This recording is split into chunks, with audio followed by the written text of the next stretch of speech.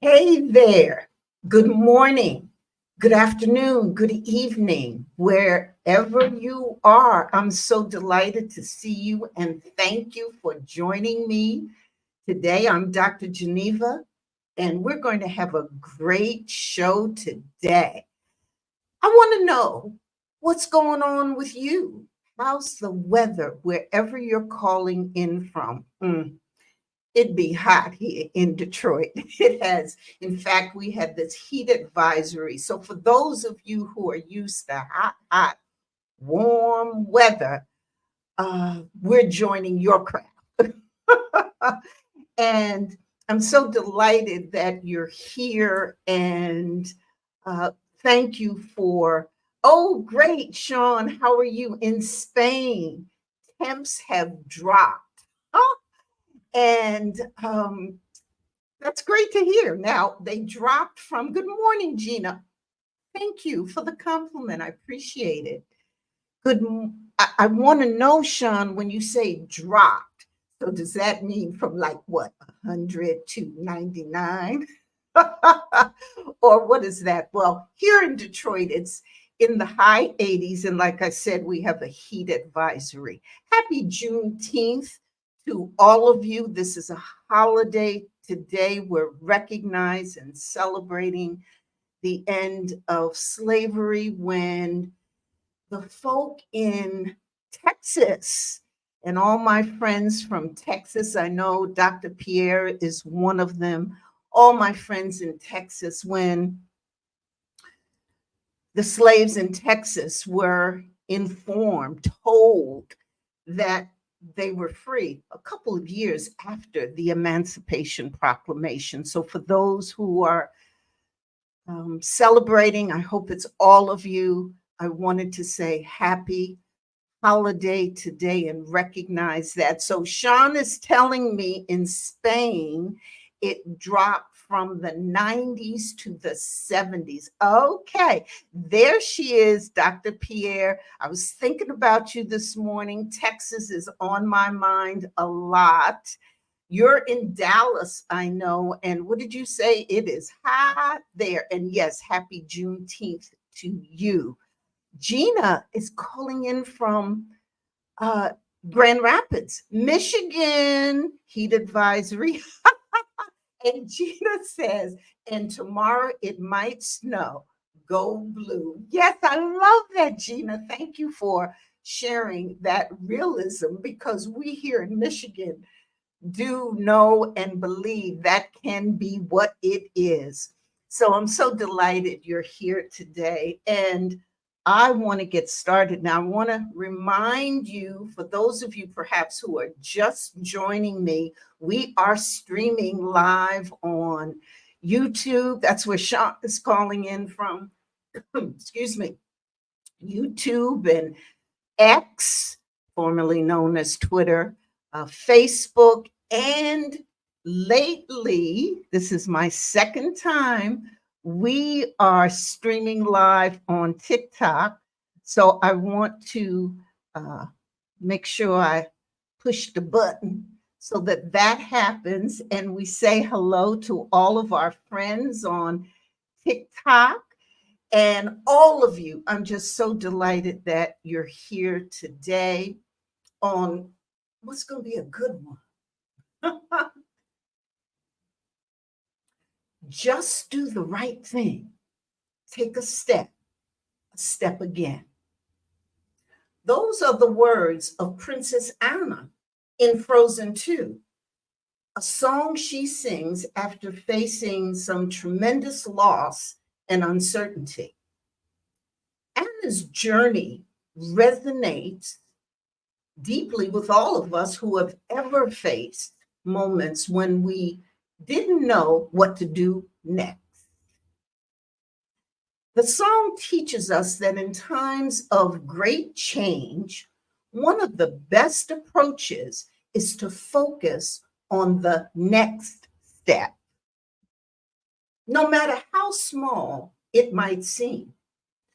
Now, this idea of taking one step at a time perfectly captures the essence of a powerful strategy I've relied on throughout my life, the planning process. This process has transformed my career and personal life. When I was in graduate school, I had my first internship with a health planning agency. It was wonderful. This organization was tasked the responsibility of looking at, figuring out, addressing the health needs of a 7-county area. It was a massive operation, but it was deeply rooted in community involvement. And my role was to work directly with the residents and community organizations using a planning process to identify and address the health needs that they saw were important. And not only identify them, look at them, figure out what they were, but to actually implement solutions that created change in whatever situation that existed. So that if there were lack of information about immunizations for young children, perhaps the transformation would be to get more information or to have more children immunized. So, whatever that need was, through that process of the planning, a change occurred. And this experience was really my first real world encounter with the power of planning. And then I joined the United Way and spent 25 years climbing through various positions, ultimately leading the organization. But I started as a community planner, collaborating again with residents and organizations to tackle really pressing, important issues in the community, whether it was preparing young people for jobs, addressing housing shortages, dealing with homelessness, establishing violence shelters, domestic violence shelters. The planning process was our go-to strategy. And it's all about assessing the situation, thinking about various scenarios or solutions, taking action, and then evaluating and monitoring what it was that we were doing. But the real test of this process came during a really deeply personal crisis for me. As many of you know my story, I lost my husband of 40 years and my father and my mother all within a short span of time. And suddenly I was alone, a lot like Anna in Frozen 2, and really uncertain about my future. I knew I needed to reinvent myself, to pick myself up and go on living. One of the things I did was use the planning process to help me. And step by step, I rebuilt my life. Now I'm living my best life. And so today, I wanted to share with you this powerful strategy. It's a 4-phase approach that can help you reinvent yourself and take your next big step. You can break down some of these, what might seem like overwhelming changes, into manageable steps and move forward with clarity and confidence. And so I want to show you how you can use this process to transform your life, just as it has transformed mine and countless others. And so whether you're facing a career change, a personal challenge, or a new opportunity, this strategy will help guide you through it and help you make your next big step the best one yet. Now, you may ask me, well, Dr. Geneva, why does this matter? And what's the value of this? Well, first of all, the planning process that I want to talk to you about is a structured approach. It allows you to be intentional about any change or growth that you want to experience. It also can give you great clarity and direction and trust. Whenever we're dealing with changes, whether it's career or personal life, going through loss or moving, getting a new job, whatever it is, it's important to gain a real clear understanding of what's happening and also what we want to do during that process. And if there are things that we want to achieve, how to achieve it. So, the planning process also can give you some very actionable steps so that you can move from your dreams or whatever you might vision or the outcomes that you want to see to reality with going through a process that lets you get there. The other thing I like about the planning process is it really allows you to be empowered and take charge of your life. And during the process, make some informed strategic decisions. We don't have to let life just happen to us. We do have the ability to structure, to think about, to shape what it is we want to do and to really improve our decision making.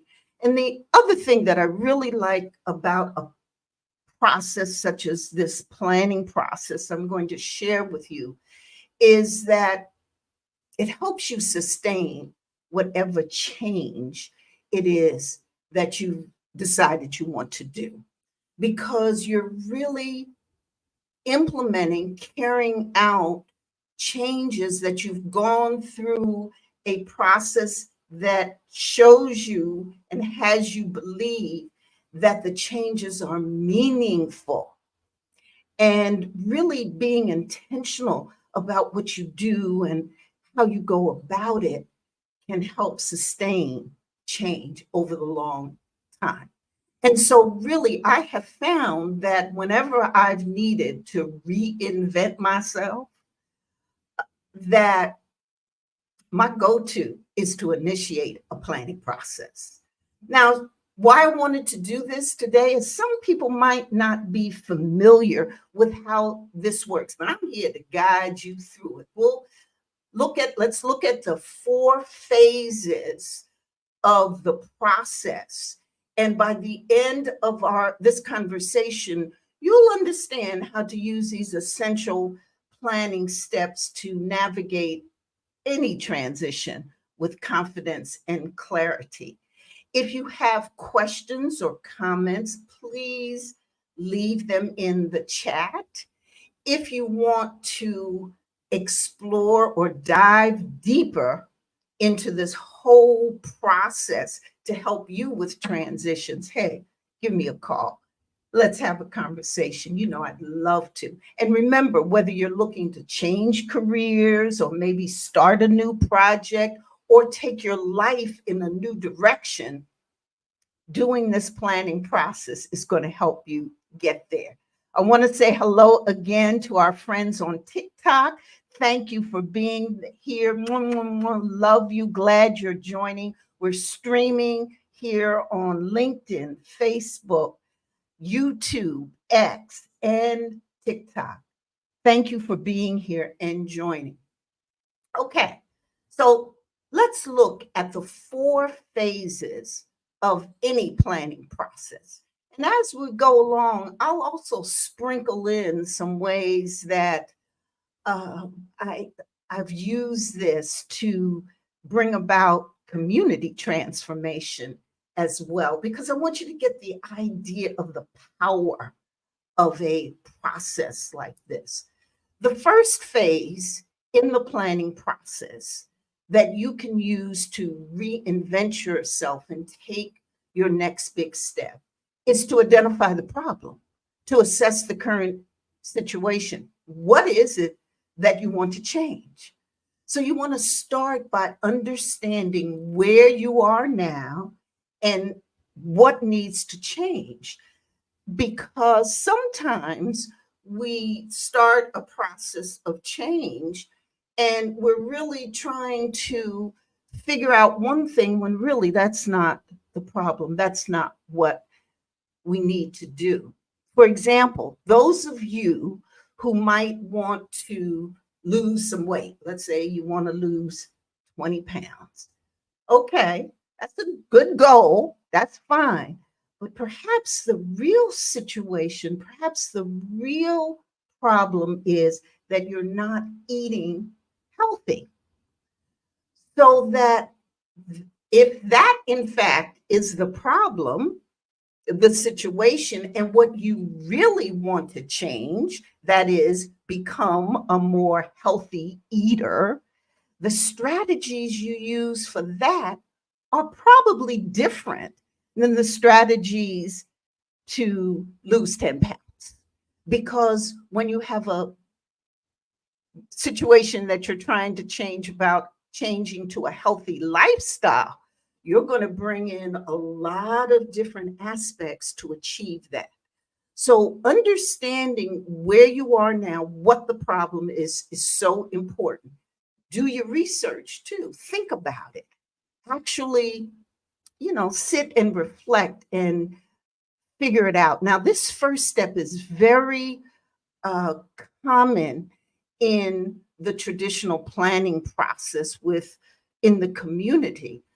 I recall when we were looking at the problem of lead poisoning and how it affected young people who were living in homes that had lead, whether it was in the paint or the water or the soil. The first thing we had to do was gather up all the statistics and the data, find out where the problem was, where it was most predominant, what area of the community, who was really being affected, and also what were the residents thinking about it, and really trying to engage them in the process. So as you're taking this first step of identifying the problem or assessing the current situation, you want to take in all that is out there for you to bring in. You want to reflect on how you feel currently. Let's say it's your career. What's your current career satisfaction? And pinpoint what's lacking. Ask yourself, what's not working in my current situation that I need to change? So in this phase, that is the compelling question. Okay. The second phase in a planning process, any planning process, is to consider alternative solutions. So you've identified what the problem is, what the situation is, what the change is, what's not working that you want to change. Okay, so the next thing to do is, well, what can I do about it? And in this phase, I want you to think about a whole bunch of different things that you could do. Do not limit yourself. This is the phase that I encourage people to create a vision in. And you can have several visions, several dreams. You develop this clear feeling, look, thinking about what it is that you want to achieve and the various ways to get there. And this alternative solutions, what you're really doing is thinking about exploring different possibilities and paths that can align with your goals, what it is that you're trying to do. In the situation that I was sharing with you about our work in eliminating high levels of lead poisoning in children, we considered a range of things that we could do. Of course, education. Um, Another was to rid the house of the lead paint, um, prevention activities, engaging with parents so that they knew what the dangers were, increasing the examinations and testing of young people. So you see, I just, you know, identified 4 or 5 things we could do with this one problem. And that's how we used it in the community planning process. You can apply this to your career and life as you think about various alternatives or solutions to address, to figure out what to do with whatever situation you've got. And again, this is the time when you want to visualize. It's a great technique for this phase to use, where you see yourself in the next 3 years. You know, you take the problem that you've identified or this thing you want to change, and you visualize what you would look like if that problem was addressed, if it was changed in the next 3 years. So during this phase, as you're considering alternative solutions, use the technique of visualizing what would you look like, or what do you want your situation to be. The compelling question in this phase is, what are the potential paths or solutions to reach my desired future or see the change that I want? Now, the third phase, which happens to be my favorite in the planning process, is to implement the solutions and alternatives you came up with. This is the action step. Okay. This is where I suggest to people that I work with to develop your game plan. So this game plan that you would develop, which would have, you take your vision, break it down into actionable steps with the resources, the timelines, what you're going to do. This is,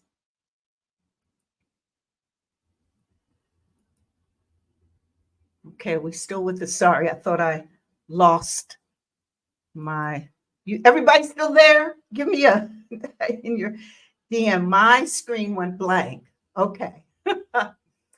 So we're talking about this third, my favorite phase of where you take action. That is, you're going to implement the various solutions and alternatives you thought about. And to do that, one of the best ways is to develop a plan, a strategy, a game plan.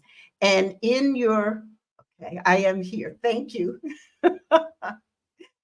In your game plan, you're going to break down the steps, the practical steps, the things you can do. And I love this phase, of course, because it's the action phase. I also appreciate having developed a plan that can get me to where I want to go. And it can do the same thing for you. So it's not just about developing a plan. A plan don't mean nothing if it's going to sit on the shelf or it's just going to be in your head. You got to take the action. That's why I love this phase. And you can, in fact, take practical steps towards your goals because you have a game plan where you actually identify your goals and the action steps that you want to take. I would love this phase when I worked in community, because this was, again, the really fun and meaningful part, because we had citizens who, armed with what they wanted to do, went about the business of creating change. They had a game plan, which was based upon a really great understanding of what the problem was, what the needs were. And then also, they had considered so many different alternative ways and things they could do. And now they had put all of that into a game plan that they could implement and take action. Now, one of the things that I used when I worked in this phase in community work, and I advise for you, is look for some of the low hanging fruit, those things that you can do quickly or that are easy, because that keeps you motivated. So when I go back to the lead poisoning prevention work that we did in the community, one of the strategies that we thought would be helpful is if we knocked on every door in a particular neighborhood and left information. And if we got the chance to talk to homeowners about the situation. That was an easy thing to do, certainly easier than going in and abating homes, that is, tearing them down or doing abatement procedures to eliminate the lead. So we did that, but we also added in some of these things that were real easier to do. And that's what I suggest to you as you're implementing your plan, because you're going to outline the steps that you need, and some of those steps are easier than others. And the compelling question in this phase is, what specific actions must I take to achieve the change that I want? And how do I put those specific action steps into practice, into action? That's the compelling things to ask yourself and to focus on. And then the last step, and I'm going to answer a question that we had from one of our listeners from last week's video that talks about, well, how do you take a plan into action, in just a moment. So stay with me as we're moving through this conversation. The fourth phase in the planning process. So, we've been through identify the problem, assess what your situation is, make sure you know what the change is that you want to see. Second phase is to consider various alternatives and solutions to the change that you want to see. And third is to develop the plan and take action to implement. In other words, do it. Do it. The fourth phase, and oftentimes people forget about this step, but I think it's so critical, is to evaluate and monitor what it is you do. Yeah. And that means to regularly check yourself out, review what's happening, the progress that you're making, and then be flexible and adjust as needed. Because again, this is your plan, your action steps, your life. So that in fact, you can adjust and make sure that you're on the path that you want to be on. And so continually monitoring your progress makes sense so that you can make those adjustments and celebrate the wins, okay, when they happen. The compelling question during this phase is, how can I measure my progress and stay accountable to my goals and the game plan? Okay. And so this phase requires that you don't just be implementing and do your thing in the actions, but that you take time to step back and reflect and honestly assess, well, did that work?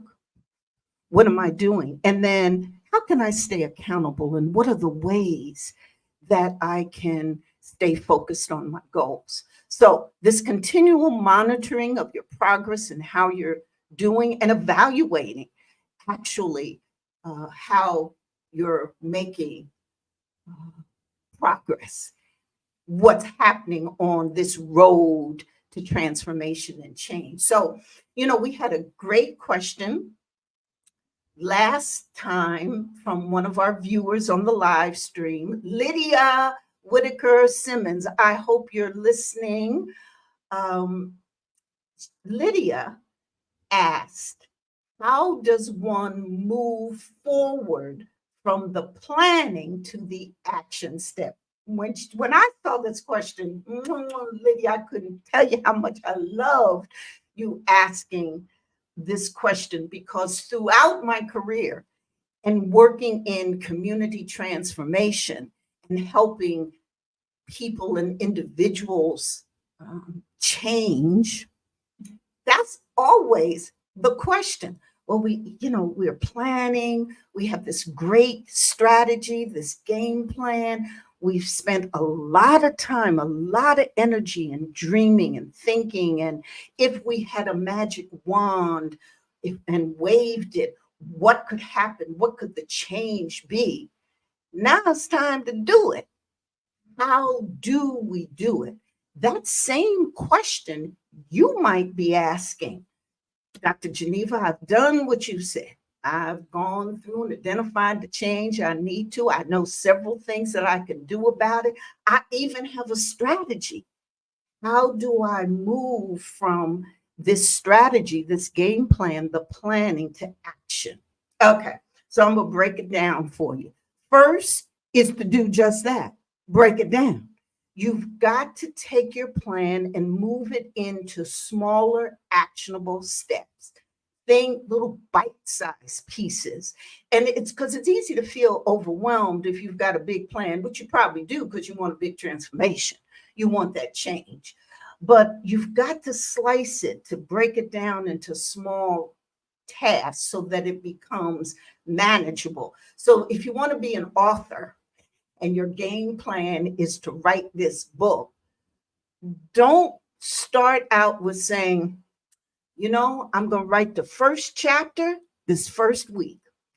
That probably won't work. Bite off that. Maybe say, I'm going to try to, not try. I am, see, correct, reframe. I am going to write 100 words each week. Now, that's a small step, and 100 words ain't a lot. It might be 500 words. Let's not quibble over the number of words. But the point is, it's not a whole chapter. And you take that, and let me tell you, so then you turn around after a month or two, you look back, you've got a whole lot of stuff that you've written and you've accomplished it and you're moving on your way. And the important thing in all of this is when you break down your task into smaller pieces, it's more likely that you'll be consistent. The second way to move from planning to action is to set deadlines. Set a deadline for every task. It keeps you accountable and creates this sense of urgency. It's urgency, the sense of urgency is not about rushing, but about keeping a steady pace. Third, I want you to prioritize. Focus on what's important. This can help you move from planning to action because you're going to look at all of the things that you can do and ask yourself, well, what one or two things will make the biggest impact? Not everything has to be done at once. You know, the 80-20 rule, focus on the 20% of tasks that will bring in 80% of your results. Another way to move from planning to action, now that you've gone through the planning process, you have this plan, you're ready to um, implement, and you want to know, how do I move out of this planning stage, is to create a routine so that you incorporate your steps or your tasks into your daily routine, what you do on a day-to-day basis, because consistency is key. So you can dedicate specific times each week to working on your plan. If it's like going to the gym. If you're working out, you don't get toned in just one time going, right? It's the regularity, the consistencies that build strength. Another thing I want you to do is stay flexible. Hey, listen, life happens, and your plans might need, adjustment. That's okay. The important thing to do is keep moving and not get stuck in being perfect. It's not being perfect that we're looking for, it's the progress. And speaking of progress, again, track your progress. See where you're going. Those things that are wins, no matter how small they might be, celebrate, do something. Anything could be a reason to, have a party or go out to dinner. Celebrate those small wins. And then finally, to help you move from planning to action as you're going through your planning process, because this makes the planning process work for you, is to be accountable. Find accountability. Share your goals, what you're doing with a friend or a mentor. Give me a call as a coach, someone who can help keep you on track and encourage you when you need it. And sometimes just knowing that someone else is watching can be a powerful motivator. So those are some of the things. And Lydia, I thank you for that question. I'm answering it now in this conversation about reinventing ourselves and that next big step to take, which, as I say, is this planning process. It was perfect to also spend some time how to share how you can make this planning process become real and go from the thinking and the dreaming into action. So my final thoughts are, remember that this planning process is a strategy. It's a powerful one. I hope that you'll use it. The 4 phases of identifying the problem, making sure that you know what it is, what change you want, whether it's in your career or lifestyle or where you're living, you want to move, whatever it is, that you know what it is the change you're looking for. You identify the situation, you know what the problem is. Secondly, once you've done that, that you figure out, you are creative, you're innovative. So you figure out a host of different strategies that you can use to address the particular situation. Envisioning and visualization is a great technique to use during that phase. And third, you implement, you carry it out, implement that solution, take action. And I've given you several things that you can use to help you move from planning to action. And then the final step, remember to check yourself out, the progress. It's about progress, not perfection, and be able to adjust. And remember that this is your plan. You can do what you want to with your life. And it's about creating that plan and the process that's dynamic, not static. And it grows as you evolve. Please keep this process in mind to help you turn your dreams into reality and see the transformation you want to make so you can reinvent yourself. So I want you to get out there and make it happen. So that concludes the lesson that I wanted to teach. And let me see if there are any questions before we go that um, okay, so we've got a question from Regina. For those who do really well in your coaching program, what do you find are a few characteristics they share? That's a very good question, Regina, and I appreciate you asking it. A couple of things. One, most of the leaders that I work with are high achievers. They're always looking for ways to grow and to improve themselves. So they're interested in self improvement and being better, whatever that means or define. Secondly, many of the leaders that I work with are coming to me for two reasons. They either have a specific problem or challenge that they want to solve. They feel they procrastinate, they suffer from imposter syndrome. They don't know how to relax and have fun. They're not sure about how to raise money for their business.